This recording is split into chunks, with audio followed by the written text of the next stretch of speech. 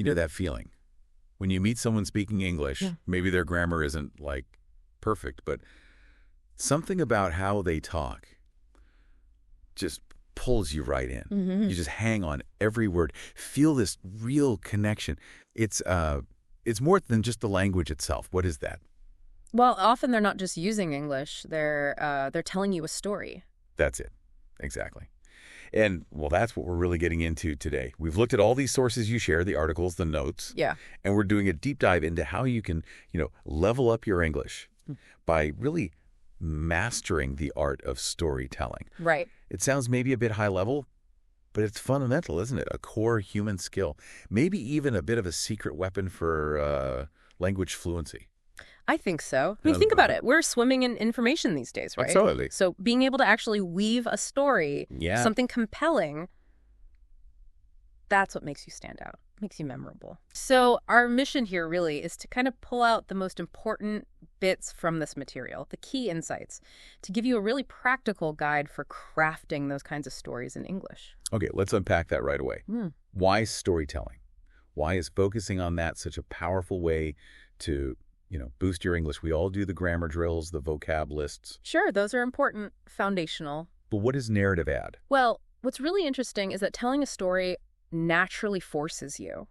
It makes you think in longer stretches, not just single sentences. Like sequences. Exactly. Sequences of thought. You have to connect ideas, connect events.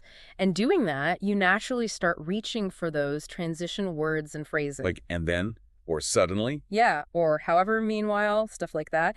It's a much more organic way to build that coherence than just, say, memorizing a list of connectors off a page. So it kind of builds the bridges between your ideas automatically. Pretty much. And think about the language you need. When you're trying to tell a story, you suddenly find yourself needing a much, much wider range of words. Right. Words for emotions, for actions, describing places, people.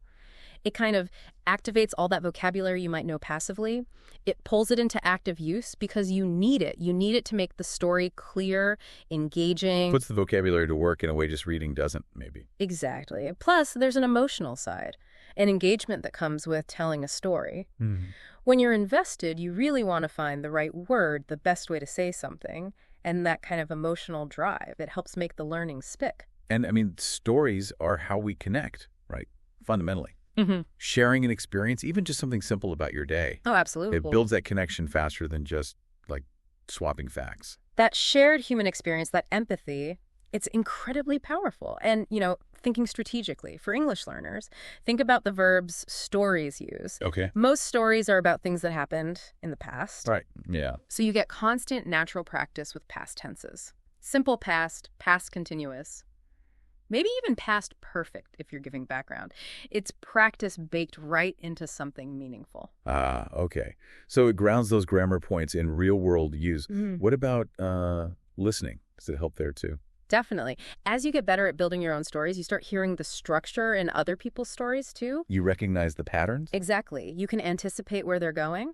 It helps you follow longer stretches of English, more complex ideas. And I bet it's a massive confidence booster. Oh, immense. Actually, telling a story, seeing someone lean in, knowing you got your message across clearly, engagingly. Yeah. That's real proof your English is working, like really working.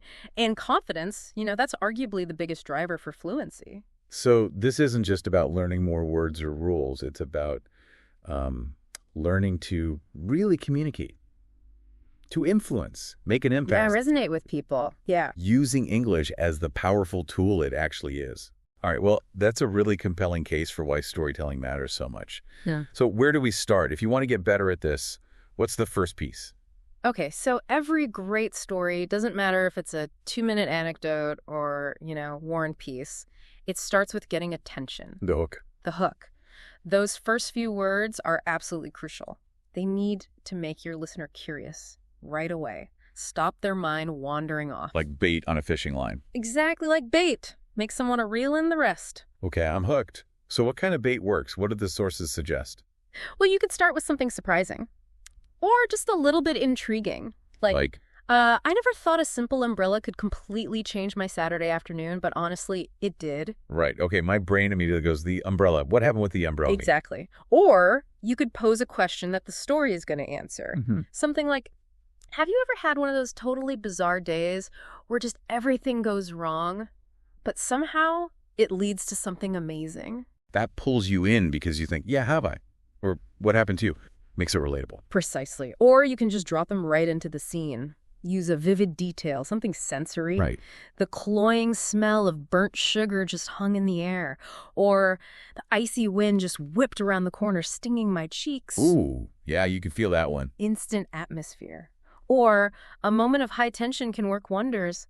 The car tires screeched and time just slowed right down. Okay, grabs you immediately. Yeah, immediate drama. And for more informal, everyday stories, just jumping right in with a personal experience, a quick anecdote that people can connect with, that's a very natural hook. That makes sense for just chatting. So the key really seems to be get straight to the interesting bit. Don't bury it under lots of background. Yes, exactly. Hold back the boring setup. Intrigue first, context maybe a little later. And practicing different kinds of hooks is really useful. It helps you set the right tone from the very beginning. Okay, hook established. We've got their attention. They're curious. But who are they curious about? Which brings us to characters. Ah, yes. Characters. They are absolutely the heart of any story. They're the people or sometimes even things that the audience connects with. Right. So learning to build engaging characters, even if the main character is just, yourself in a story about your day, that's how you make your story resonate. So how do we do that? How do we bring them to life using English? Well, obviously, using descriptive adjectives helps. Describing personality, someone's humorous or determined, maybe a bit quirky. Sure. But the really powerful technique the sources mention is show, don't just tell. Ah, the classic advice. It's classic for a reason. So instead of saying, he was brave, describe an action. When everyone else froze, he just calmly walked towards the strange noise. So the action shows the bravery. Using stronger verbs, too, I guess. Exactly. Verbs and actions demonstrate the trait much better than just stating it. Also, give your characters motivations. What do they want? What's driving them? Why are they doing this? Right. The audience cares more if they understand the why and try to expand your vocabulary. Instead of just tall, maybe they're lanky. Instead of fat, maybe stout or burly. More specific. Much more specific. Do they frown a lot when they concentrate? Do they beam when they're happy? Those little details paint a clearer picture. Little mannerisms. Yes. Think about their relationships, too, how they interact with others. That dynamic can reveal a lot. And even in a short story, giving someone a unique voice or a little habit they always do. Like someone who always clicks their pen or hums. Exactly. Makes them feel real. And don't forget flaws. Introduce a weakness, a challenge. Perfect characters are boring. Totally unrelatable. Right, and showing how a character changes, maybe learn something by the end, that adds depth, even to a simple story. It sounds like practicing describing people you make up using these techniques would be a great way to build that descriptive vocabulary. Yeah. And just your observation skills. It really is. You're basically practicing building a little world for your audience and populating it with people they can actually believe in. Okay, speaking of building worlds, characters need somewhere to be. So after characters, the sources talk about setting the scene. Right, setting the scene. This is all about using language to transport your audience, make them feel like they're there. Making the story's world feel real. Exactly. And the key is vivid description, mostly using sensory language. So going beyond just saying the kitchen was messy, describe what you like, see, smell, hear. Absolutely. Engage all 5 senses if you can. What does the echoing chamber actually sound like? Can you describe the faint scent of old books? Can you almost see the dust motes dancing in the sunbeam? Okay, using all the senses. It pulls the listener right in. And use stronger adjectives and adverbs. Don't just say he walked quickly. Maybe he scurried frantically. Big difference. Huge difference. Adds energy, clarity. Simple figurative language helps too, simple metaphors or similes. The clouds were like cotton balls, or maybe the silence was deafening. It makes it more evocative. Yeah. Is it better to focus on a few key details rather than trying to describe everything? Definitely. Pick the details that really create the mood you're going for. Is the place cozy, eerie, bustling? Choose words that match that feeling. So think about the atmosphere first. Yeah. A great way to practice is just take an everyday place, your kitchen, your office, and try describing it with really heightened detail. Play with sentence structure, too. Mix short, punchy sentences with longer, more descriptive ones. And mentioning the time of day or the season? Those temporal details add realism. Another technique mentioned is to think like a camera operator. How so? Like, what's in focus in the foreground? What's blurry in the background? What's the lighting like? Is it harsh? Soft? Ah, okay. That helps visualize it. So setting isn't just a backdrop. It's about letting the audience experience the place. Yes. And doing that massively expands your own descriptive toolkit in English. Okay, so we've got a hook. We care about the characters. We can picture the setting. What actually happens? What do they do? That brings us to the plot. The plot. Right. Even a really short story needs some kind of structure, some shape, to give it direction and impact. Understanding the basic plot points helps you organize your own thoughts and guide the listener. So it usually starts with the introduction, setting things up, characters, the place. Yeah, the initial situation. Then comes the core driver, the conflict. The problem, the challenge. Exactly. The sources are really clear on this. Without conflict, you don't really have a story. Just a situation, maybe. Pretty much. And the conflict can be external, an argument, a physical obstacle, or it can be internal, overcoming a fear, making a tough choice. Even a simple story about your commute probably has a mini conflict, right? Missing the bus, terrible traffic. Yeah, okay, I see that. So after the conflict appears, things start building. That's the rising action. Tension increases. The character tries to deal with the problem. Events move toward the most intense part. The climax. The climax, the turning point, where the conflict is confronted head on. Everything comes to a head. Yes. And after that peak, you have the falling action. Things start to wind down. The immediate aftermath. And then finally, the resolution. The conflict gets resolved one way or another. Maybe a lesson is learned. Maybe things are just different now. The story concludes. It might be useful to practice just identifying that structure in everyday things. Like, what was the conflict in that funny thing that happened at lunch? How did it resolve? That's a great idea. It trains your brain to see things in terms of narrative. And when you tell your own stories, consciously guiding the listener through these stages. Using those transition words again. Yeah, using words like suddenly or however, so then finally. It makes your story incredibly clear and easy to follow. So even a quick anecdote about your weekend benefits from having that basic shape. Beginning Challenge. And it gives it purpose, makes it satisfying for the listener. Okay, structure makes sense. Now, how do we make those characters actually talk? How do we make the conversation sound real? Let's talk dialogue. Dialogue, yes, so important. It makes characters feel alive in a way descriptions sometimes can't. It adds realism. Good dialogue is key. So what makes dialogue sound authentic in English? What should we aim for? Well, first off, it often doesn't sound like perfect written English. Right. Real people use contractions all the time. They hesitate, they use little interjections like, wow, or oh no. It needs to reflect how people actually talk. And it should sound like that specific character talking, right? Their style. Absolutely crucial. Are they formal? Do they use slang? Their word choice, sentence structure? It should match their personality. And remember, dialogue isn't just chit-chat. It should do something. Like reveal character or move the plot forward. Exactly. Instead of saying she was angry, have her snap at someone. Use strong verbs for how they speak. Whispered, shouted, mumbled, growled. Ah, the dialogue tag verbs. They add a lot. But keep dialogue fairly concise. Does this line need to be there? Does it serve a purpose? No endless rambling. Unless the rambling is the point, showing a character trait.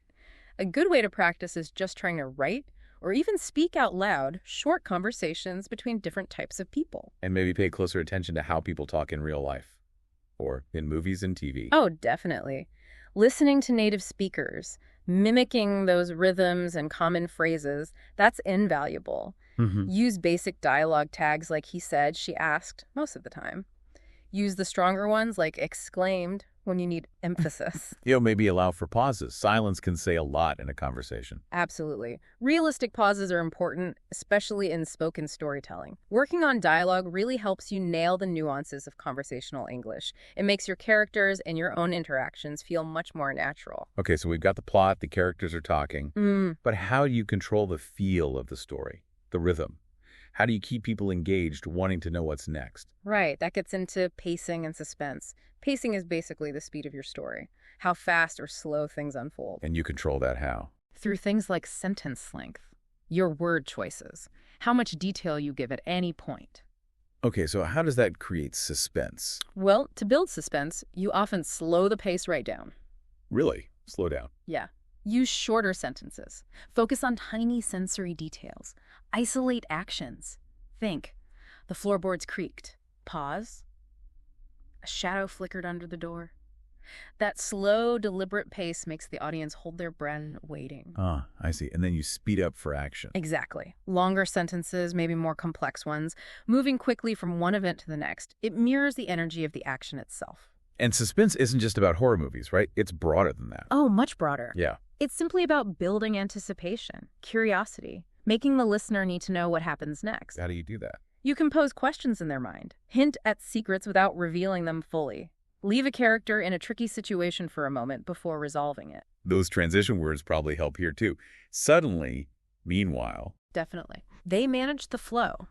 Varying sentence length, even paragraph length in writing, controls rhythm. And if you're telling the story out loud, your actual voice speed, your tone, pauses. Those are your primary pacing tools. So build little moments of suspense throughout, not just saving it all for the climax. Yeah, keep them engaged along the way.